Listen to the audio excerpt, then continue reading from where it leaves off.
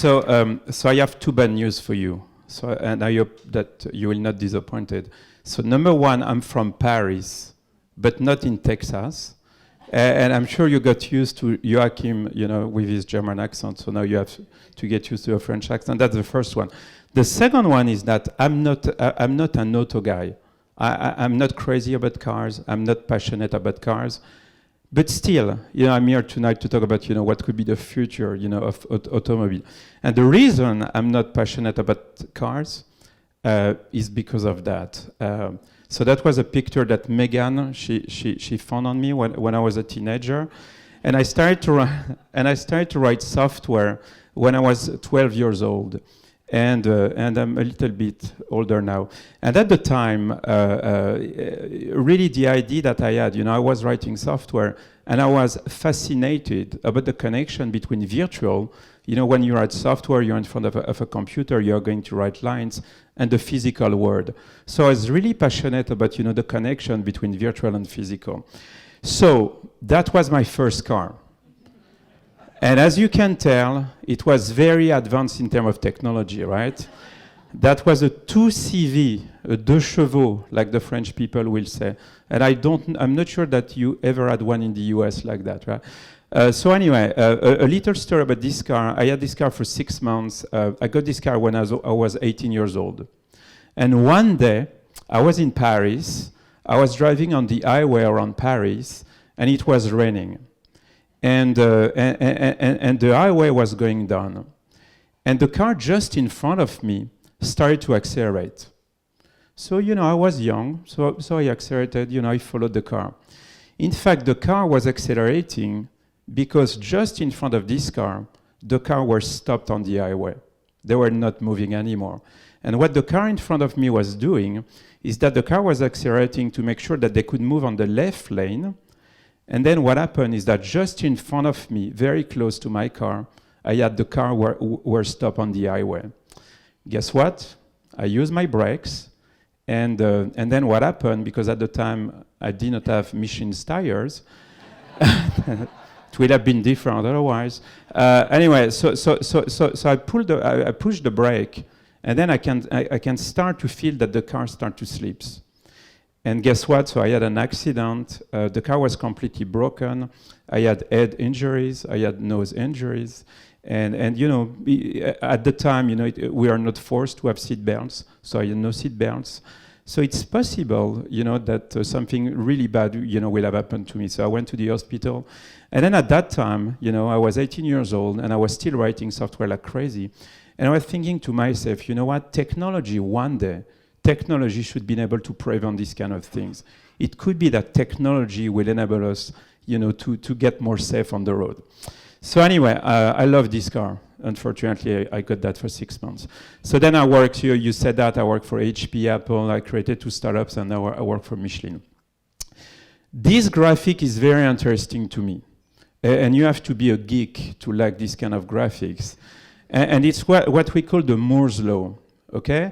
And what the law is telling you, and it's coming from Geoffrey Moore, the co-founder of Intel, and he says basically that every 24 months then we're able to double the computing powers every 24 months, okay? And so anyway, and you will see the connection, with the automotive world. So 3 things are going to happen. So number 1, inside a car today, do you know many processors we have inside a car today? Just one of you has to be, except Joachim, all the other one has to be courageous, telling me how many processors do you believe we have in a car today? 150. No, yeah, between 50 to 60 processors. So number 1, there is more processor in your cars than probably with all the equipment that you have in your home. The second thing which is interesting is that every day on Twitter, Twitter is generating on a daily basis worldwide 100 gigabytes of data on Twitter. An autonomous car, one, on a daily basis, is going to generate 30 terabytes of data.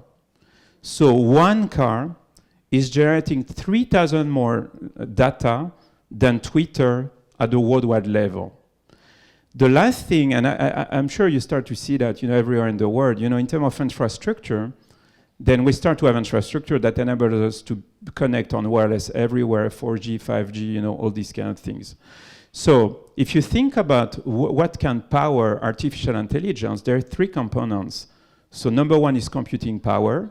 So there is an amazing level of computing power in our cars. The second one is that you need data, and there is an amazing amount of data coming from a car.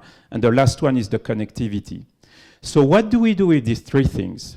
So number one, the car is becoming aware. And you had some example, you saw the video, and the car knows what's going on around the car. And when I was thinking of what happened to me some time ago, 5 years ago when I was 18 years old in Paris, then guess what? If the car was aware, then the car will have been able to predict that the car in front of the other car was stopped on the highway. So guess what? The car will have been able to start to brake and to make sure that all the cars behind me, will be able to brake. That's the first thing. So the car will be aware of the environment, aware of what's going on around the car. The second thing which is interesting today is that the car, they become aware of what's going on inside the car. And I will give you two examples. So I saw a prototype of a car seat that is monitoring your heart. And then, so think about that, what's going on, and I hope it's not going to happen to any of you. You have a heart attack. Guess what? The car will be able to know that. Then the car will decide to drive you to the hospital. The car will be able to call the hospital. And then when you will arrive at the hospital, then the car will be able to say, here is all the data. This is all the things that happen, and these things, the treatment that needs to happen. The second thing which is interesting and that we're seeing now is that, using cameras, we can detect if someone will start to sleep.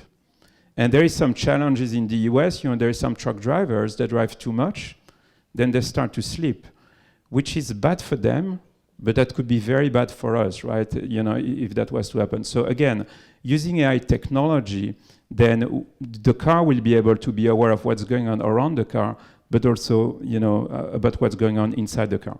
The second thing which is interesting is that things will get personalized. Artificial intelligence will really enable us to personalize the mobility experience that we'll have.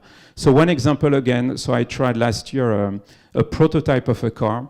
So the way it works is that, you use your finger, not a big deal.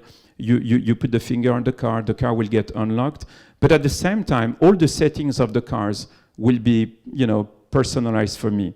So I go inside the car, the seat is moving, the radio station is there, the color of the car is going to change, and also the car is going to start talking to me because the car knows my habit. How many of you have Nest thermostat in your house?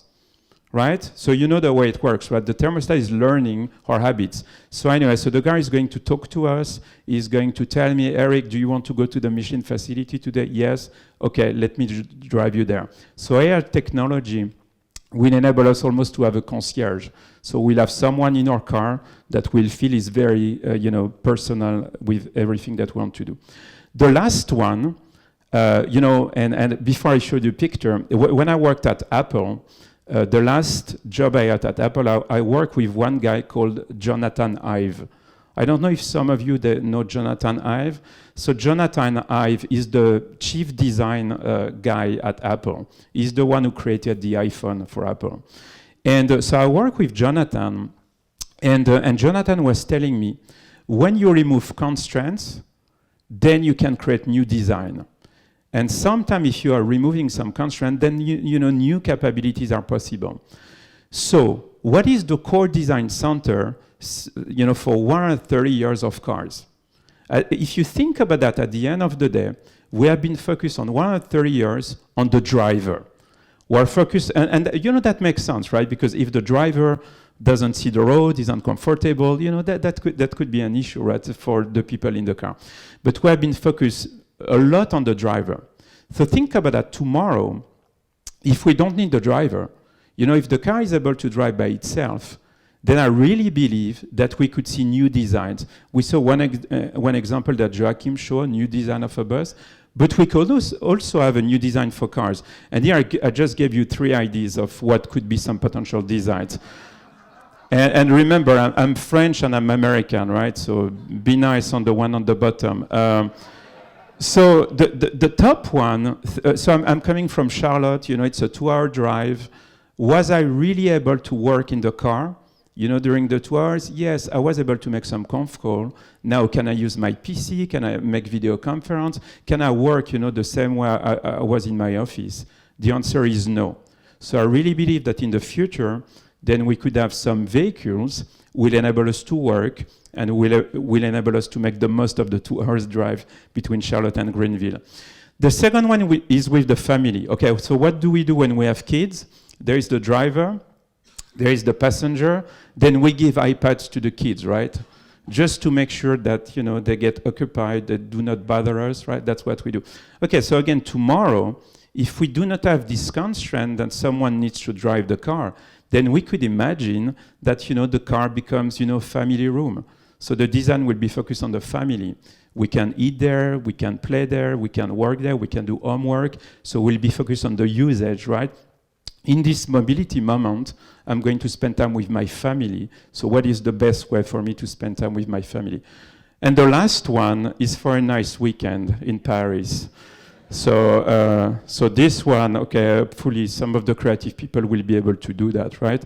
You want to have a getaway with your partner, then guess what? One solution could be to have a jacuzzi in the car.